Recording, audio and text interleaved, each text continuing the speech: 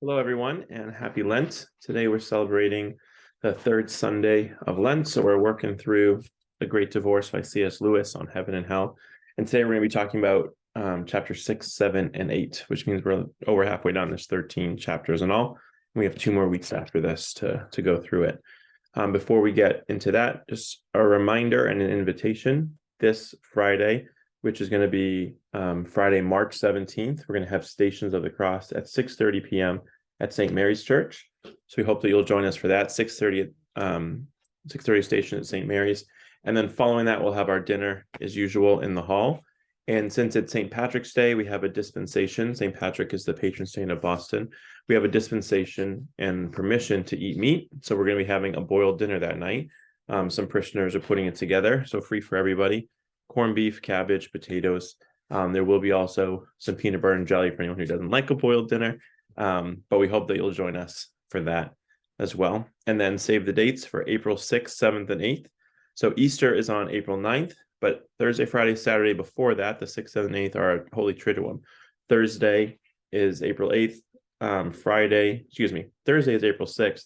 Friday is April 7th. That's Holy Thursday and Good Friday. Both of those, our services will start at 7:30 and we'll be at Sacred Heart Church. And then on April 8th, which is Holy Saturday, we'll have our Easter Vigil at 7:30 p.m. at St. Mary's Church. So at that one, we'll have 7 people being baptized and 3 people joining them. So 10 people doing receiving the gifts, the sacraments of confirmation and Holy Eucharist for the first time. So we're excited for those wonderful days and wonderful celebrations. We hope that you'll be there with us. So getting back into this, last time we did 3, 4, and 5, when we talked about some interactions with ghosts that the protagonist was watching. And so a little bit of this is he's going to be watching 2 more people, but also kind of his experience in heaven as well and outside of it. So at the end of chapter 5, it kind of mentioned how he stepped onto the river and it was solid at first, but then it was still moving. So he could walk on it, but it pushed him downriver. And so chapter 6 starts with his description of that now he's like learning to walk, and he says it's very smooth. And although he has to work really hard, after a couple hours, he's made it a couple hundred yards and is enjoying it. It's smooth on his skin. But he says as he's walking, it's changing. It's becoming dips and valleys in it. And you can kind of picture like rapids, which for us would be tumultuous. But for him, he's just walking on top of it. So it's going up and down and it's getting less smooth. So he kind of gets off and he moves off the water and onto a part where there is a lot of smooth stones. Remember, like the grass was hurting his feet because it's sharp, but these smooth stones are much better, and he enjoys it as well. And he's hearing a loud noise, and he's trying to figure out what it is, and he comes around a corner, and he sees this gigantic waterfall.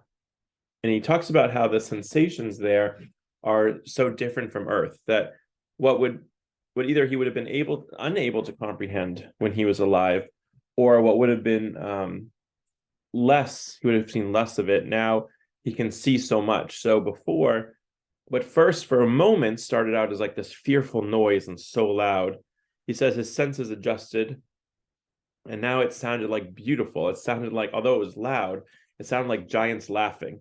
That just like such a pleasant noise, even though it was loud, and that it was beautiful, and that it was so big that normally his eyes, like with human eyes, couldn't have taken it all in. But now he can take it all in and see how beautiful it is. And they can even see that, like, just like where the waterfall is falling, just like in that mist, there's a tree there that's kind of half in the mist and half in the air. And the tree is full of birds, and there's apples everywhere. And it's just beautiful. And Lewis is pointing out, kind of helping us to see, in hell it was gross and dreary, and the water there was always kind of raining and here it's just beautiful, and even more beautiful than we can understand and imagine on Earth. He said so it would have been strange on Earth or tough to listen to on Earth is beautiful here and sounds wonderful. That sometimes, especially in present day, if we ask someone, do you want to go to heaven? A common answer is like, I guess, but it sounds boring, right? They're like, what's really going to be there that's going to entertain me? I can see it. And it's because we don't grasp how amazing. And I don't, I can just tell you it's better than it is here. I still don't. I understand that it's going to be more amazing than we can understand, right? That Scripture says that mind has not understood, never even thought of how good heaven is. Then as he's staring at the waterfall, something close catches his eye. It's this bush. And he looks at the bush like 20 yards away and he's like, what is that? And he's kind of looking. He realizes that one of the ghosts are standing in front of it. And like he's moving and catching his eye, but it's kind of hard to see because he's in the sun. So he just sees a little bit of movement. And he's watching, and the ghost is signaling to him to like duck down and to hide. And the protagonist, the narrator is like, well, I didn't really see anything that was dangerous, so I just held my ground and I stood still. And then he watches this ghost kind of like wearisome and stuff, but he kind of struggles and hurries to hide behind a tree. And he says, well, he'd hurried as best he could because he was walking in the grass and it was hurting him, and he was like hobbling along. It took him a couple minutes, but then he finally got to the tree. And then he rested a minute and caught his breath. And then he looked around again and he felt like he was okay. And he started going to the other tree. It took him an hour now to get to the next tree because it was so hard to get there. And then he kind of rested there for a bit and stuff. But he was so afraid the whole time, always looking around. And then he starts off for the next tree, but then he comes up against an obstacle, this ghost, that there's lilies everywhere around the tree.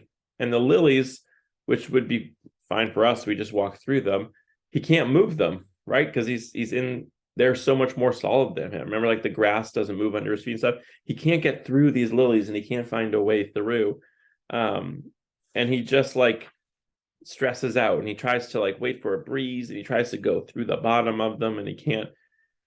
And all of a sudden there's a breeze and the trees, which have apples, some apples fall and one conks the ghost on his head and he knocks him out for a minute, but then he gets back up. And the author's like, I'm amazed that he got back up, that he like thinking about how, could have hit him so hard. And then he tries to, fill his pockets with apples. He's trying to pick them up off the ground. He realizes that he can't pick them up.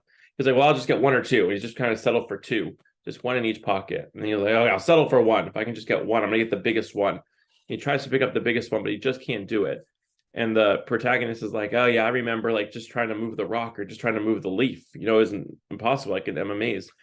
So he's trying to do it. And finally, the guy's like, fine, just the littlest one. And somehow, with all his strength, he gets the smallest apple and picks it up with his arms. And it's still like the size of an apple, but it's just so solid. And he gets it up and he starts kind of walking back to the bus. And we hear a voice say, fool, put it down. Like, what are you doing? And it was from the waterfall that we now see. The waterfall was this angel who was just giving itself out, so that the waterfall is coming out. But he's like, the guy just keeps going, just keeps taking it and struggling back. And I love what the angel says. He says, fool, put it down. You cannot take it back.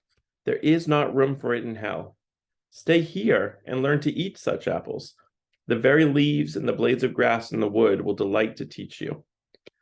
So, like, what can we get from, like, what is C.S. Lewis? Why did he put this exchange in here?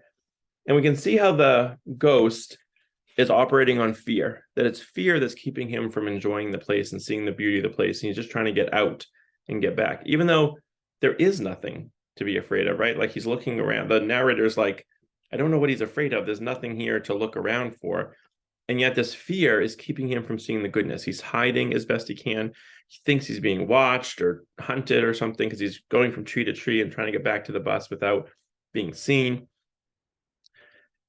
And that's what happens to us. That fear often can keep us from doing good things. Fear of something frightening, like so we don't like something. Fear of the unknown. Fear of people's opinions of us. Fear of failure. That fear of whatever, fear can keep us from seeing good and from partaking in good, and that we can like kind of run from it sometimes. That, like I didn't want to maybe start a new job because I'm afraid of leaving the job I have because it feels safe, even though it's not great, even though maybe I don't like my job, even though like it's not good pay and I can't make enough money and the boss is horrible, but I know it and I don't know that other place over there. What is that job going to be like, right? Like the man knew hell. He knew that town. He felt safe there, or he felt safer there.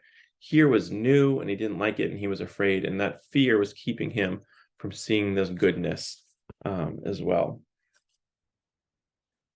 And then the goodness, that the good things in heaven are so much better than we can ever imagine. That like that apple that he was trying to pick up, he can only pick up a small apple.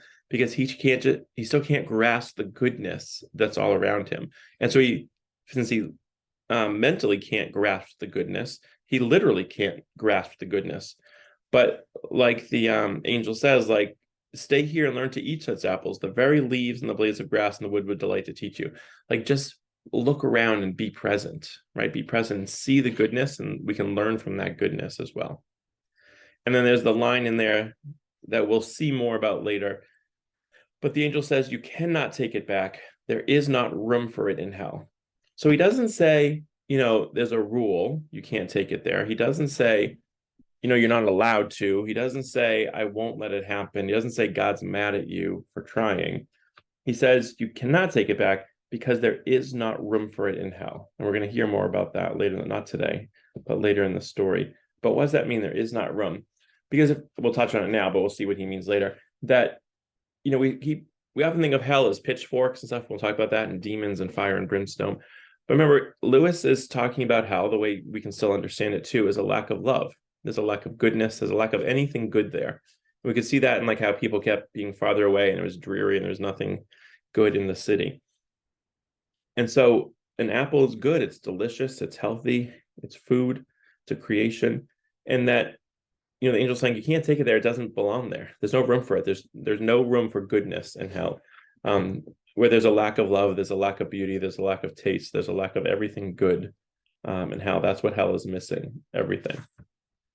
Okay, that was chapter 6, kind of that first interaction, the protagonist walking on the water and seeing the waterfall, and then seeing this man who's afraid, this ghost who's afraid as well.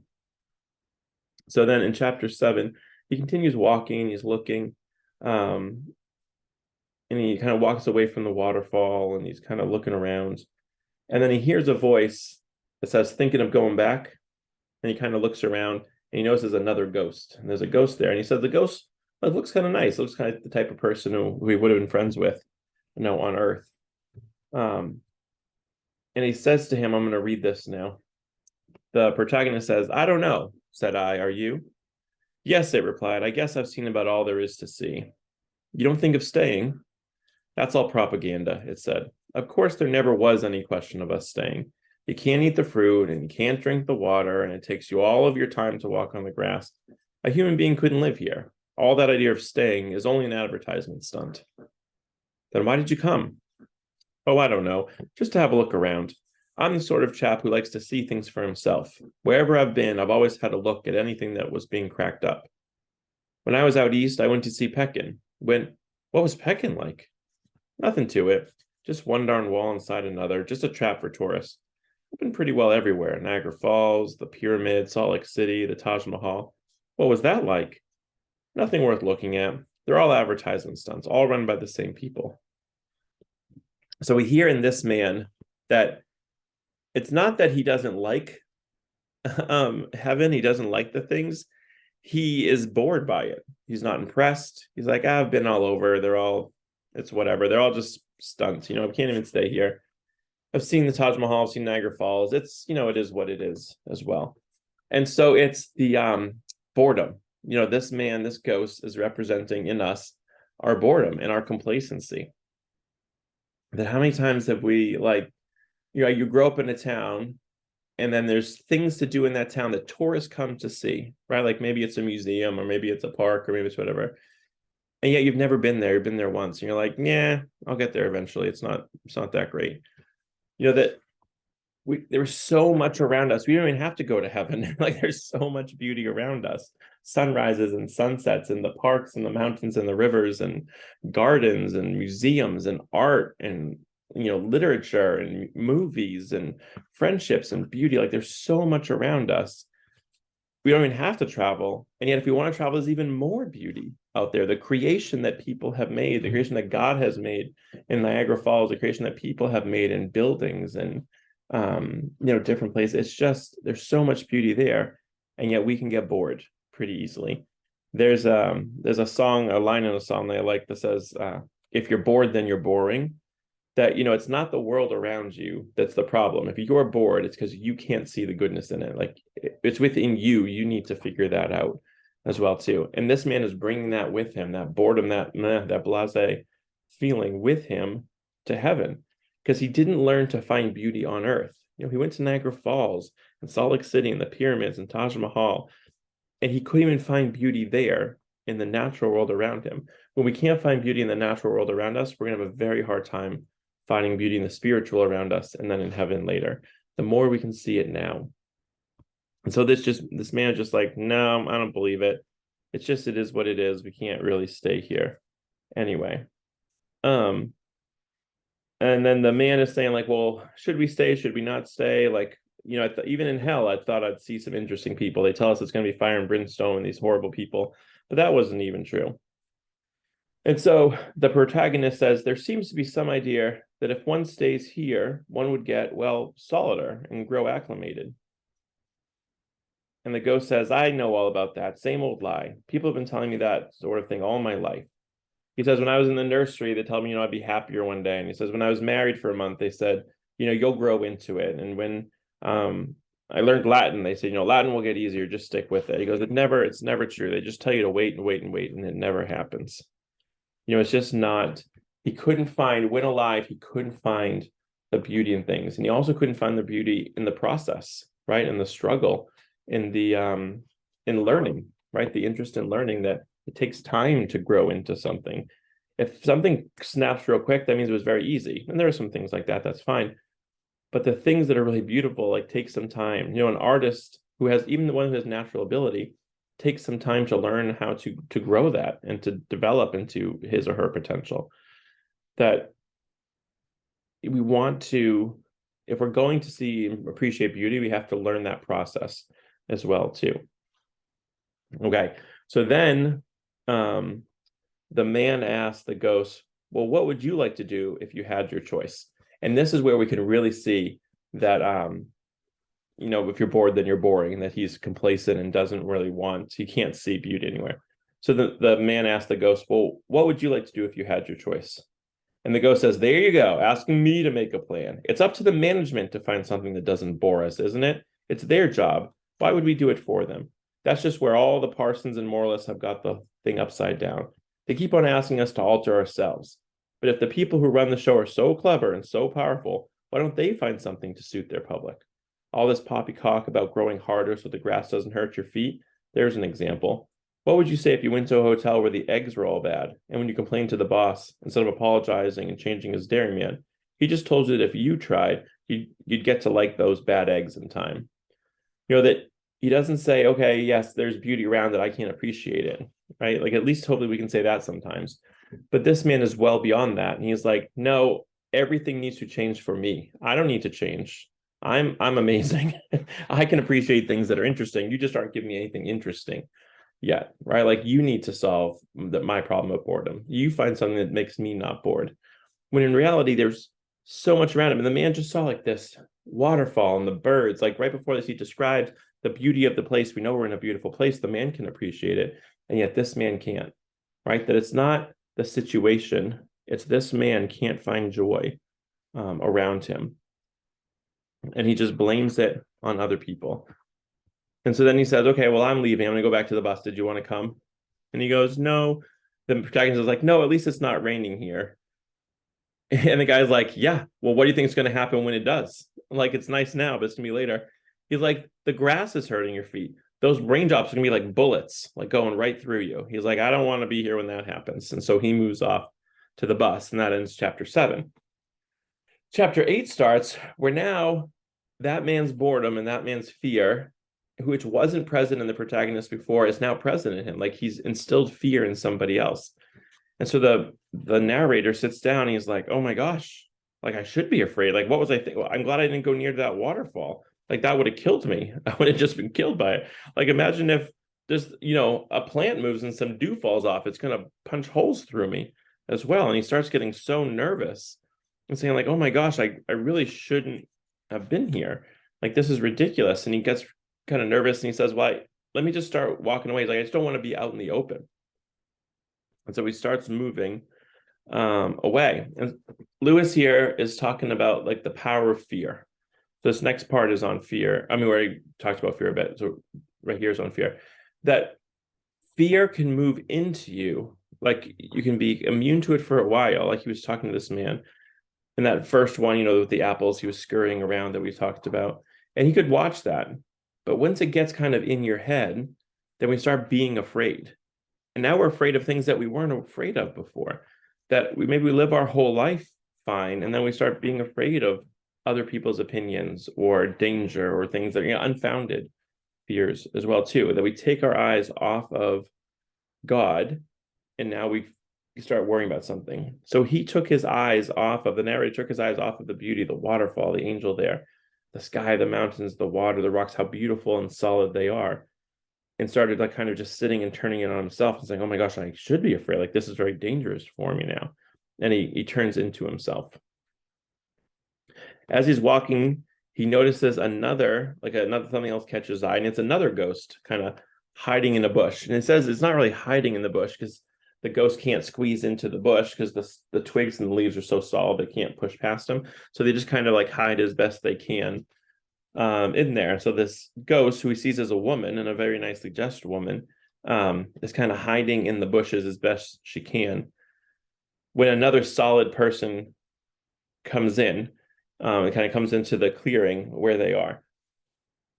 And the woman like screams. The woman, the ghost, the feminine ghost screams at the solid person. It's like, go away, go away. Like, I don't want you here. Can't you see? Like, I want to be alone. And the man says, the solid one says, but you need help. But you need help. We're going to see in this woman pride, but we often think we're okay, right? We think we're doing fine. We're making our way. I'm dealing with the pains in my life. Like this woman was having some pains trying to squeeze in and on her feet, the grass and stuff. But she's like, I'm fine. Like, just go away. I don't want you here.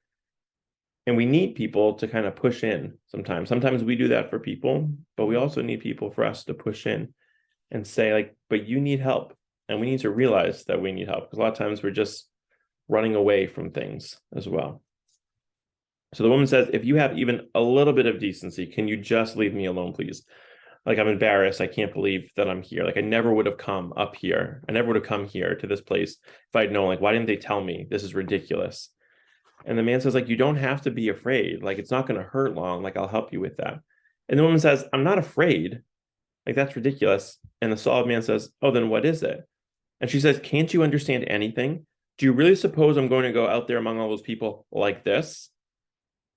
And the solid man is still like, what? Like, what is wrong with you? And she goes, talking about like the way I'm dressed. Like, you guys are all solid, and like I'm dressed like this. And the guy's like, I'm not even dressed at all. Like, I don't have anything on. And she goes, I know, it's ridiculous. She's like, I never would have come if I thought this was how people were going to be. And so he goes back and forth with her. Like, you can see her pride. Like, you can tell her whole life she was put together and wanted to look right and be around the right people. And now she's uncomfortable because now she's not dressed appropriately, whatever that is. That she's not dressed in the way that everyone else is, and she's not behaving, and she feels out of place. And we have that in our lives. Like, we like to be around people we know and situations we know because it's comfortable. It's easy, right? We're familiar with that. Sometimes that can be a good thing because it makes us feel comfortable. But then we often think that that's the way to be. And all of a sudden we get in a different situation. We're like, oh, well, those people are wrong because they're doing it different than me. And we feel uncomfortable. And at best, we kind of shy away. Best would be we participate, but if we're going to shy away and be afraid, at best we just shy away. But at worst, we're like, you people are wrong. And we now make fun of those people and have a problem with those people, whoever those people are that are different than us. And so she's shying away and saying, no, just go away. And she keeps yelling, go away. Like, I don't mean any of that. Just go away. I'll be by myself. I don't want to be embarrassed. And the solid man starts talking to her and saying, like, it's going to be okay. And the woman says, I'd rather die than I'll go out there. And he's like, you already did. Like, you can't go back to that. You've already died. Don't worry about it. And she says, like, well, I wish I'd never been born. Like, why were we even born anyway? Have you ever gotten that? Like, when you exaggerate, you get so far, like, oh, I just can't deal with this anymore. Like, why have I even been born? And he answers her, and he's like, for infinite happiness. You were created for infinite happiness. And he even says, and you can step into it at any moment. And she's like, no, they'll see me. And he goes, it doesn't matter. An hour from now, you won't care. And a day from now, you'll laugh at it. Like, it doesn't matter. Don't worry about what people are thinking. This is not the problem. And he says this, don't you remember on earth, this is the solid man talking, don't you remember on earth, there were things too hot to touch with your finger, but you could drink them down all right. Shame is like that. If you will accept it, if you will drink the cup to the bottom, you will find it very nourishing. But try to do anything else with it, and it scalds. All right, that shame, when we do something wrong, we just need to bite the bullet and admit it and apologize and move on, and we can grow stronger from that. It's nourishing. We can get strength in admitting our mistakes. But when we hold on to shame, when we try and make it look better, we try and touch it, we try and do things with it, try and erase the problem somehow, that's when it hurts, right? It hurts us internally, and it might hurt us by embarrassing us even more. And when he says that to her, when the solid man says that to the ghost, she kind of starts to think. You can see in her, the narrator says, I can see in her, she's starting to get there. And in just a moment, like the solid man says, come and try, it's fine. And she's about to, and then she goes, no, I said no, I'm not doing it. I can't believe you would even ask me to do that, to do something so inappropriate and to do like that. And the Spirit says, friend, could you, only for a moment, fix your mind on something, not yourself? He's inviting her to humility, to let go of that pride and to be humble and say, think of something else just for a minute. Not how you're dressed, not how you're acting, not how people are going to think about you. Just fix your mind on something, not yourself. But she says, I've already given you my answer. And so the man says, well, then only one thing remains. Let's try this. And he blows a horn. It's loud. And the narrator who's watching this says the earth seems to shake. And all of a sudden, these unicorns, a whole herd of unicorns show up. They're 27 hands high, like twice as big, 2-3 times as big as a horse. They're humongous. And they're just, full of danger. Like they're wild and they're full of danger, and their hooves are stomping everywhere. And so at that, the narrator leaves and he says, I don't know what happens to the rest of that situation because I had to get out of there as well. And that's where the chapter ends. But the question, like, well, why did Lewis put those unicorns in? Like, what does that have to do with pride? And it's kind of juxtaposition to the last chapter, one of the last ghosts today, where is the man who is full of fear. Sometimes fear can be very debilitating, right? That if we sit and we focus on the fear and we don't look at the beauty around us, we don't look at hope or joy or God around us, fear can be very debilitating, where it's just, okay, that's what I'm going to look at. But when we're already turned in, fear can help us to step out of ourselves, right? Like a person who's very selfish, if something is happening, they can maybe step out and help another person, or they can make a change, right? So that solid man is saying, well, if you're not going to step out of yourself, I'm going to see if I can help you, right? I'm going to bring this fear in. I'm going to bring this moment in where you have to look beyond yourself and look at, fear can do that. There's other things that can do that too, but fear can do that. Or can help us step out. And so Lewis, in these chapters is showing the difference of how fear can make you turn in, but fear at times can help us turn out. And so we can see in our lives when we have challenges. And sometimes we're like, well, why did God give me this challenge? Whether it's an illness or something bad happens, we lose a job. And sometimes it's, we can't find an answer, but a lot of times maybe we can see it as an opportunity to wake up, to look up and to depend on him. That if the woman can say, and we don't see in this chapter, but if she can say, oh my gosh, like I need help, and admit that she needs help in one way, maybe she can get it another way. Maybe she can admit it in another way too. That when we depend on ourselves too much and then things don't go well, we often will tend to blame others. But that can help to wake us up to depend on God and to depend on others when all of a sudden we need help. We need help, and that fear drives us to God or drives us to somebody else as an intermediary. So that was 6, 7, and 8. We have only 5 more chapters to go. So 3 next week, 2 the week after that. We're getting right through. I hope you're enjoying The Great Divorce as much as I am. Please share this video with others. A reminder for stations this Friday at St. Mary's at 6:30, and then a boiled dinner afterwards. Thank you all. God bless.